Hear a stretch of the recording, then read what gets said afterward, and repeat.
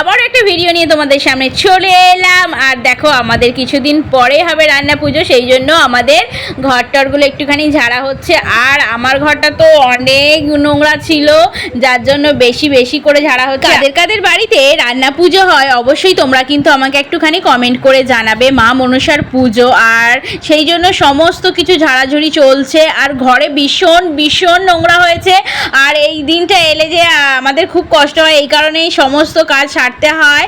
আর শুধু একটা ঘর বলে বলছি না, কারণ একটা ঘর পরিষ্কার করতে করতেই জীবনটা বেরিয়ে যায়, যেন অনেক কিছু থাকে না একটা ঘরে। তো সেই জন্য ঘরগুলো পরিষ্কার করতে করতে অনেকটা সময় চলে যায়। আজকে তো সারা দিন আমার এই ঘরের পিছনে চলে গেছে, তাই আমি আর কিছু সহ্য করতে পারছিলাম না। কারণ আমি একটুখানি মাস্ক আর চশমাটা পরে নিলাম, কারণ আমি আগে থেকেই প্রিপারেশান নিয়ে নিয়েছিলাম যে মাস্ক আর চশমা পরে আমি ধুলোগুলো ঝাড়বো। কারণ আমার ডাস্ট অ্যালার্জি আছে, আমার সবসময় অ্যালার্জি, মানে সবসময় আমাকে হ্যাঁচি হয়। সেই জন্য ওই জন্য আমি কি করেছি, মুখে মাস্ক পরে নিয়েছি, চোখে চশমা পরে নিয়েছি, তাহলে ডাস্টগুলো আমার যেন চোখে মুখে যেন না লাগে। এত পরিশ্রমের পর একটা রাত আমাদের কাছে আসবে, সেই রাতটা প্রচণ্ড পরিমাণে রান্না করব, আর অনেক ধরনের রান্না হবে। তার জন্য আমি খুব আনন্দিত, সেই সময়ের জন্য খুব আনন্দ হচ্ছে।